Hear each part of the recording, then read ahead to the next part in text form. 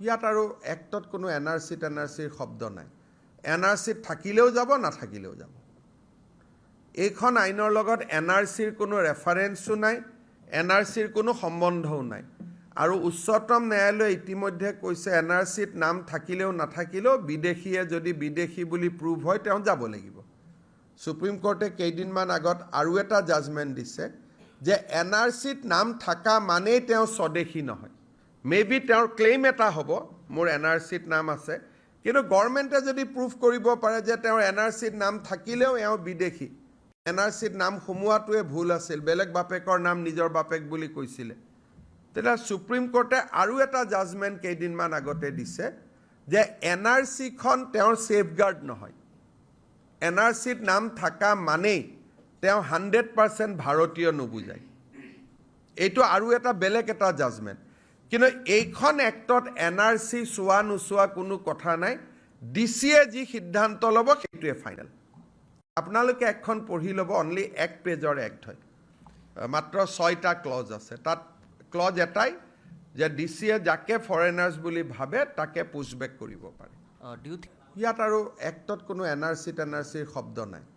এনআৰচিত থাকিলেও যাব নাথাকিলেও যাব। এইখন আইনৰ লগত এনআৰচিৰ কোনো ৰেফাৰেন্সো নাই, এনআৰচিৰ কোনো সম্বন্ধও নাই। আৰু উচ্চতম ন্যায়ালয়ে ইতিমধ্যে কৈছে এনআৰচিত নাম থাকিলেও নাথাকিলেও বিদেশীয়ে যদি বিদেশী বুলি প্ৰুভ হয় তেওঁ যাব লাগিব। সুপ্ৰিম কোৰ্টে কেইদিনমান আগত আৰু এটা জাজমেণ্ট দিছে যে এনআৰচিত নাম থকা মানেই তেওঁ স্বদেশী নহয়। মেবি তেওঁৰ ক্লেইম এটা হ'ব মোৰ এনআৰচিত নাম আছে, কিন্তু গভৰ্ণমেণ্টে যদি প্ৰুভ কৰিব পাৰে যে তেওঁৰ এনআৰচিত নাম থাকিলেও এওঁ বিদেশী, এনআৰচিত নাম সোমোৱাটোৱে ভুল আছিল, বেলেগ বাপেকৰ নাম নিজৰ বাপেক বুলি কৈছিলে, তেতিয়া সুপ্ৰিম কোৰ্টে আৰু এটা জাজমেণ্ট কেইদিনমান আগতে দিছে যে এনআৰচিখন তেওঁৰ ছেফগাৰ্ড নহয়। এনআৰচিত নাম থকা মানেই তেওঁ 100% ভাৰতীয় নুবুজায়।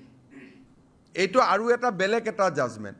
কিন্তু এইখন এক্টত এনআৰচি চোৱা নোচোৱা কোনো কথা নাই। ডিচিয়ে যি সিদ্ধান্ত ল'ব সেইটোৱে ফাইনেল।